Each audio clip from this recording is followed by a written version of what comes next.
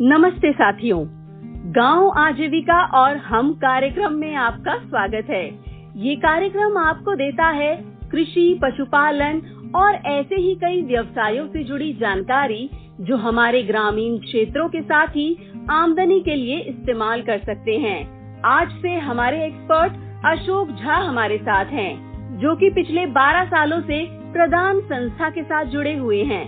Expert Ashok Jha हमें बताएंगे organic खेती यानी प्राकृतिक खेती के बारे में। चलिए सीधा उन्हें सुनते हैं।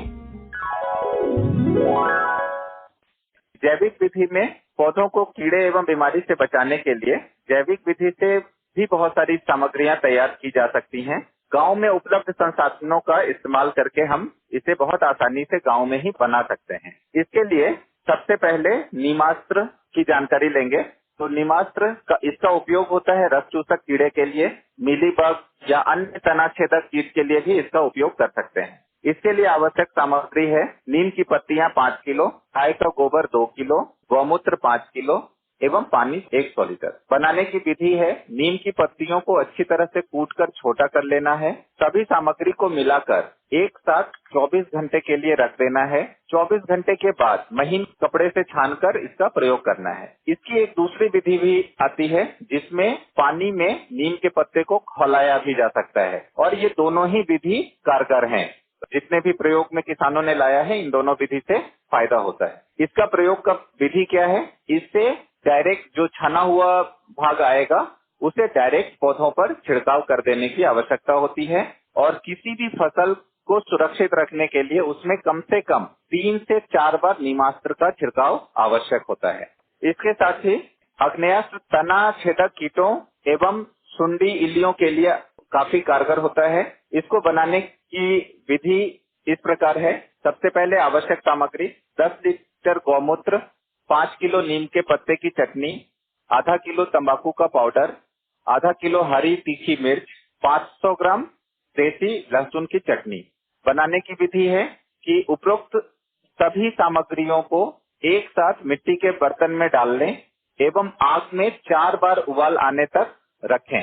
इसे बहुत खौलाने की आवश्यकता नहीं पड़ती है।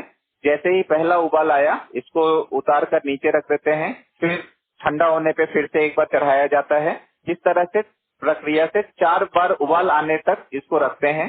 फिर 24 घंटे छांव में छोड़ देते हैं किसी भी जगह पे। 24 घंटे के बाद में इसे छानकर प्रयोग में लाया जा सकता है। इसकी प्रयोग विधि कैसी है? इसे सभी प्रकार के कीड़े से बचाने के लिए 30 से 40 ml प्रति लीटर पानी में मिलाकर इसका छिड़काव किया जा सकता है। आग्नेयास्त्र का प्रयोग बनाने के 3 माह के अंदर कर लेना आवश्यक होता है। इसके साथ ही ब्रह्मास्त्र के बारे में जानते हैं।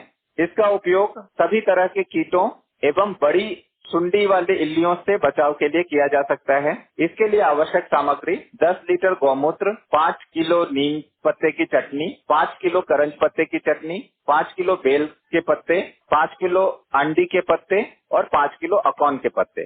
5 अलग अलग तरह के पत्तों में इसमें ध्यान रखने की आवश्यकता है कि अगर कोई पत्ता ना भी मिल रहा हो तो गांव में उपलब्ध दूसरा किसी पत्ते को इस्तेमाल किया जा सकता है। इसे बनाने की विधि, सभी सामग्री के मिश्रण को गौमूत्र में मिट्टी के बर्तन में डालकर आग में अच्छी तरह से उबालने की आवश्यकता है, कम से कम 4 उबाल आने तक। इसे उतारकर 48 घंटे छांव में ठंडा होने के लिए छोड़ देना है। इसके बाद कपड़े से छानकर इसका भंडारण करना है। 1 एकड़ हेतु लगभग 100 लीटर पानी में 3 से 4 लीटर ब्रह्मास्त्र मिलाकर छिड़काव करें एवं किसान भाइयों को यह भी देखने की आवश्यकता है कि अगर कीट पतंग की मात्रा ज्यादा है तो इसकी मात्रा को बढ़ा करके भी इस्तेमाल कर सकते हैं और ये लगभग 50 ml से 100 ml तक की मात्रा प्रति लीटर के हिसाब से भी किया जा सकता है। ब्रह्मास्त्र बनाने के बाद इसका प्रयोग 6 माह तक कर सकते हैं।